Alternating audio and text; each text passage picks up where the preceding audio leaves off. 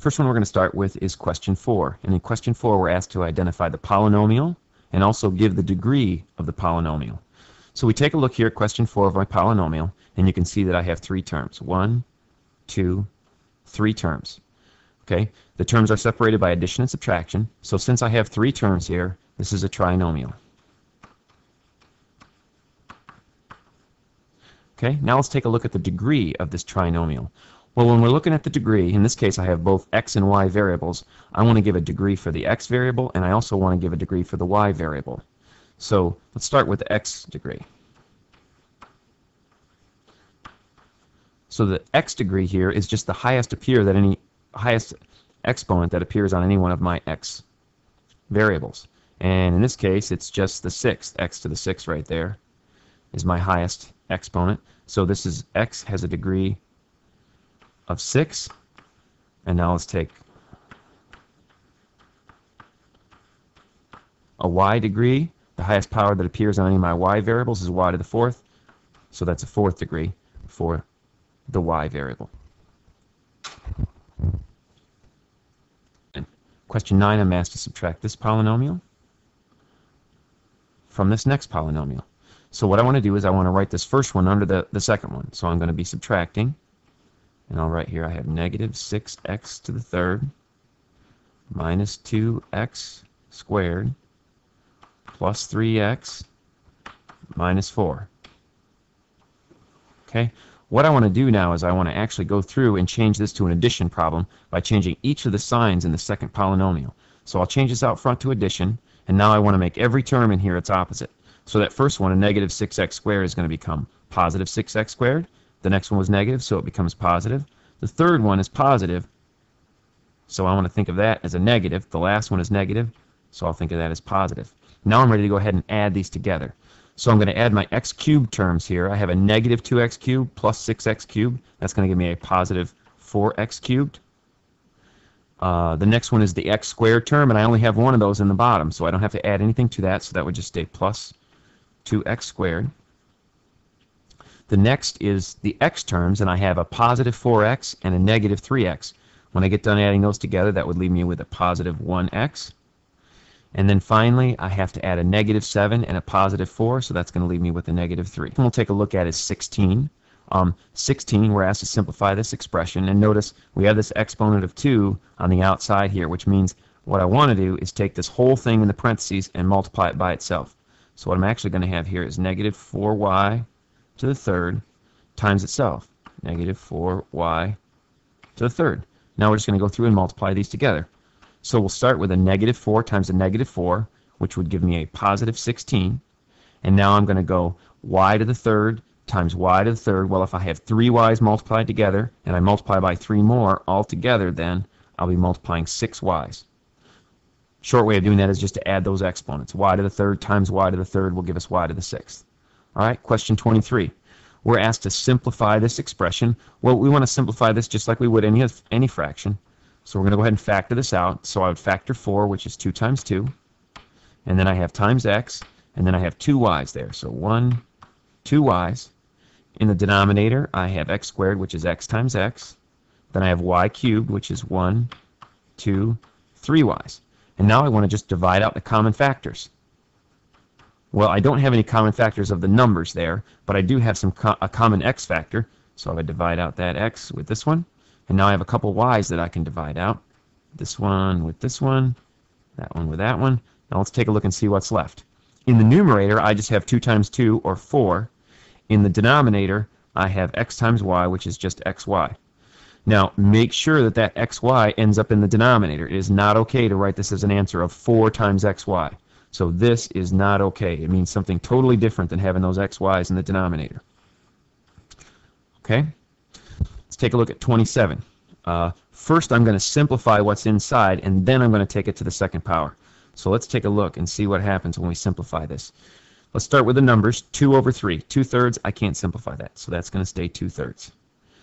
X squared over x to the 4th. If I factor that out, there would be 2 more x's on the bottom. So you can just visualize the x's there. 2 of them are going to divide out, and there will be still 2 left in the bottom. Taking a look at my y terms, 3 of those will factor out, and there will still be 2 left then in the denominator. So y squared in the denominator. Now I need to square that. So we can just go through and think about multiplying this times itself. So if I was to do that, I would have this 2 over 3x squared y squared times itself.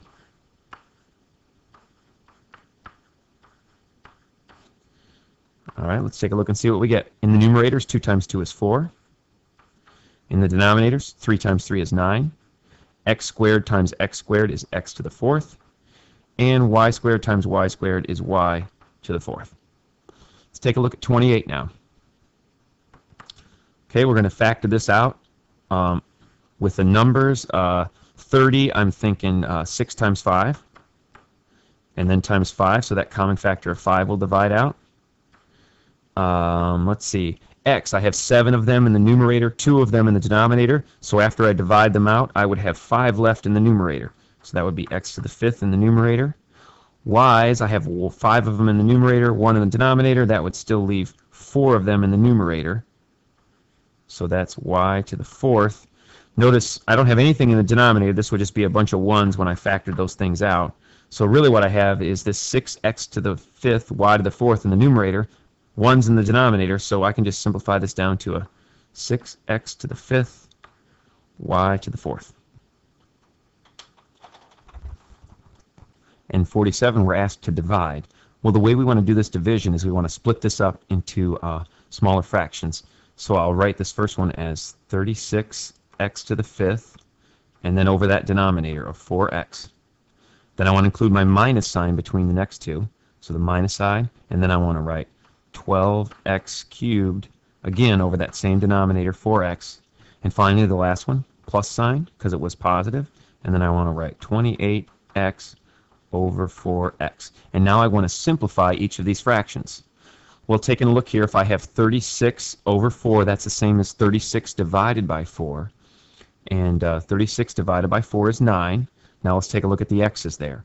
I have x to the 5th over x, so if I divide one of those x's out, that would leave x to the 4th in the numerator, so I'm left with just x to the 4th. Taking a look at my next term, which is going to be negative. 12 divided by 4 is 3. X to the 3rd, if I divide one of those x's out, I would have an x squared left. Last term, which is positive, 28 divided by 4 is 7, and then x divided by x is just 1. So when I divide in 47, this is my final simplified answer. Now take a look at 50. Here we're not dividing by a single term in the denominator, so we kind of got to change our strategy here. So what we want to do is we want to factor the numerator so I could divide out some common factors. So I'm going to factor this into 2 binomials, and in the denominator I'm going to have this 2x minus 4 as a common factor with something in the numerator. Now normally when we factor we have to start out from scratch, but here we kind of got a hint. The numerator, one of these factors has to be 2x minus 4 if I'm going to simplify this, and all of these ones will simplify. So I'm going to go ahead and put that up there, 2x minus 4, as already one of my factors in the numerator. Now I just have to figure out what the other one is. So let's take a look. The first thing I want to do is get this 10x squared. So whatever I put right here, I want to multiply by 2x to give me 10x squared. Well, that's going to be 5x. Okay? Now, looking at the last term here, it's negative. Well, if I'm going to end up with a negative answer, I need to multiply a negative, in this case it's negative 4, times some number to give me a negative 8. Well, a negative, I have to multiply by a positive to make that to become a negative 8. Well, now let's take a look. Positive what? Negative 4 times positive 2 would give me a negative 8. Now I just need to double check and make sure this factoring will work to give me the inside term. I've taken care of the first and last. Now I got to check and make sure I get this negative 16x in the middle. And the way that we do that is we take the outsides. So I would take the outsides here, the 2x times the 2, so 2x times 2 gives me 4x, and then I'm going to take the insides, the negative 4 times the positive 5x, so negative 4 times 5x, when I multiply those together, that's going to give me a negative 20x. And now I'm going to add those together to make sure this gives me the middle term. 4x plus a negative 20x is a negative 16x, and we could say, yep, that does it. That will work. Okay, now that I've got it factored, now I can divide out this common factor of 2x minus 4. So I would say divides out here, divides out there, and all I have left then is 5x plus 2.